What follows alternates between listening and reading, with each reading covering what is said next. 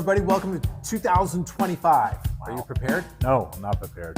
It's rolled off my tongue more easily than some other years. I think I've been mentally prepared. I'm going to write 24 all month. Oh, that happens. Yeah. Whenever you're writing checks. Not that we write many checks. No. This is a very important time of year for NFL teams because the players are focused in on the playoffs.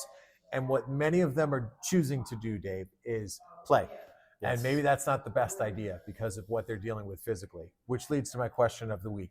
When you're dealing with a very driven athlete or a very driven person who wants to get back to whatever they want to get back to, probably sooner than you'd like, how do you handle that person? So this happens all the time. So for the most part, as you know, I treat high school, adolescent, high school, and collegiate athletes.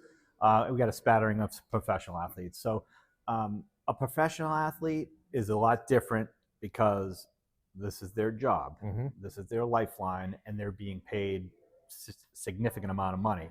But believe it or not, your high school and collegiate athletes have that same drive. There's a lot of pressure on these kids. You're going to lose your spot. You're going to, someone to this. So they also see a window of time. Like, this is it. I'm a senior. It's my last year. Yes, I'm a senior, and this is my last football game I'll ever play. So as a healthcare practitioner, I have to evaluate what the injury is and what kind of damage they can potentially do to their bodies if they participate, or is this just a pain tolerance situation? So with a professional athlete, they actually have the same issues, if it's a pain tolerance issue, well, they have pain medication that they offer. Like, you and I aren't going to get offered. Well, we may, but the high school or the high school athlete, the adolescent athlete is not going to be offered that, and nor should they be, right? But let's just use an example. You have a high school football player who has elbow tendonitis. That's a pain tolerance issue.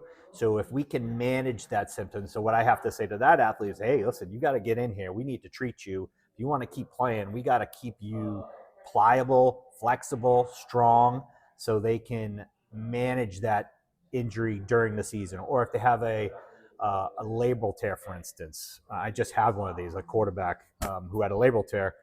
He chose not to do the surgery until after the season, and we helped him manage the injury. And now the season's over. He doesn't have anything to play. He's having the surgery. He'll be in next week. Yep. So for rehab from the surgery, so much different. Yes. So it's but he's plays for a very competitive team. I can't say the name. There's a lot of expectations on these kids, and believe it, adolescents and high school sports are, as you guys know, are so much more competitive than they used to be. Well, to a point, you become a bit of a psychologist because you're working with parents and with the athletes to get them to a point mentally where they can, in some cases, unfortunately, come to the acceptance that it might be it for the betterment of their life moving forward. But that's where, if I was a parent, I would lean in on you and I'd be like, listen, we've been working for 5 years for this senior year, and tell me the risk. Yes. So I've had to, unfortunately in my career, I've had to, shut down a player, and I've had the player the player's parent get upset, and they call the doctor, and then the doctor calls me, and usually the doctor and I are in lockstep. Right. Like, yeah, you did the right thing, because, Johnny's elbow is not going to heal if he continues to play. Johnny's 12 and he's not going to go pro. So, it's a delicate balance, but yes, over my 20 plus years, I've definitely shut down many of adolescent and even high school athlete. I don't like shutting them down, but my goal as a sports medicine clinician is I'm trying to keep you in the game. How can I keep you in the game without you causing damage? And that's really the key. If you're going to cause damage that's going to be life altering, or it's going to cause, get you to need a surgery, I'm going to shut you down.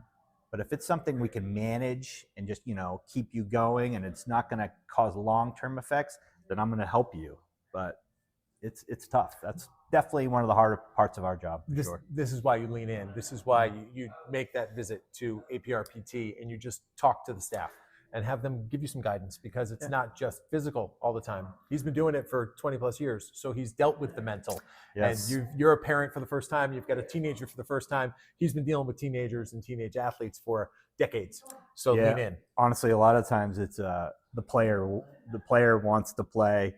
The parents like, are they able to play? And so sometimes it's really about I have to talk to the parent, talk to the player, and sometimes I have to get the player to shut it down, or I have to tell, hey, Dad, Joey's hurt and he needs to shut it down, even though Dad's the coach. So it gets complicated, but that's kind of what we do. Lean in. APRPT.com. That's where you want to get more information. Don't forget 2 locations right here in Foxborough where we shoot every week, and of course up in Westwood on Washington Street. You almost forgot that in one. Islington. No, it was just a dramatic pause, Dave. We never forget. That's right. Hey, Happy New Year. For Dave Fleischman, I'm Tom Leyden. I think I almost forgot.